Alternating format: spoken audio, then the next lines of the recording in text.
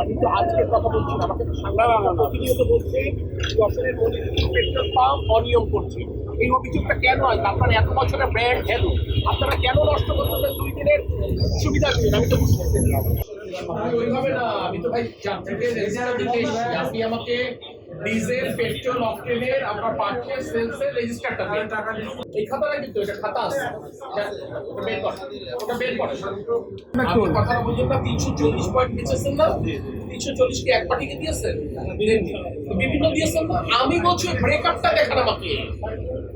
আপনি আমাকে 10 লিটার দিয়েছেন, ওরে 5 লিটার দিয়েছেন, ওরে 7 লিটার দিয়েছেন। ব্রেকআপ থাকবে না? আপনি যদি আমাকে লিখে দেন 340 আমাদের এভাবে করা হয় না। সফটওয়্যার বের করে দেন প্রিন্টার। আমাকে জানাবেন। তাদের এখানে আমি দেখলাম 9000 লিটার ডিজেল এসছে এবং 3000 লিটার পেট্রোল এসছে।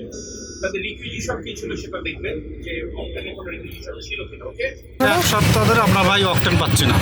আর অকটেন আমাদের গাড়ির সমস্যা হবে জেনেও আমরা বাধ্য হয়ে পেট্রোল নিচ্ছি।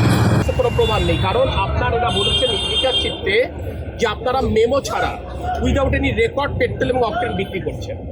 আপনি যদি রেকর্ড ছাড়া পেট্রোল এবং অকটেন বিক্রি করেন, আপনি সরকারকে কিভাবে রাজস্ব দেন? সেটা তো একটা বড় প্রশ্ন। আপনি পেট্রোল এবং অকটেন তো প্রতিটা জিনিস, আপনি যেটা আপনার ব্রেকআপ থাকবে না, আপনি 500 লিটার বলতেছেন বেচছেন, আপনি 1000 লিটার বিক্রি করেছেন, আপনার তো একটা রেজিস্টার থাকবে। আপনার কোনো রেজিস্টার নেই, আপনার ম্যানুয়াল খাতায় লেখা নেই, আপনার কম্পিউটারে কিছু নেই। ওনারা বলছেন ওনারা শুধুমাত্র ডিজেলের এন্ট্রি করেন, পেট্রোল এবং অকটেনের এন্ট্রি করেন। এটা তো অস্বাভাবিক কথা। না না, না না, এটা তো অস্বাভাবিক। তার মানে তো এটা ফাঁকি দেওয়া। সরকারকে আপনি ফাঁকি দিচ্ছেন, তো আপনি কেন বুঝতেছেন না? এটা কেন দিচ্ছেন আপনারা ভালো জানেন।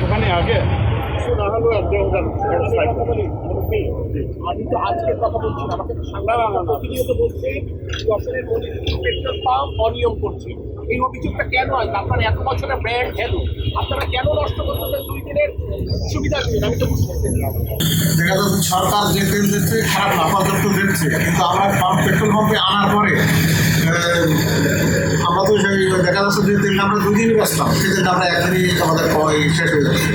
আমরা দিয়ে আমরা কুলাতে করতেছি না এত পরিমাণে লোকের চাপের কারণে। আমাদের সবাই কিন্তু দায়িত্বশীল হতে হবে। সবাই যদি মনে করে ট্যাঙ্কি ফুল করে নিব, এটা কিন্তু অসুস্থ চিন্তা। হ্যাঁ, তাই দিবে না, ওখানে তাই দিবে, কোনো অসুবিধা নেই, তাই দিবে।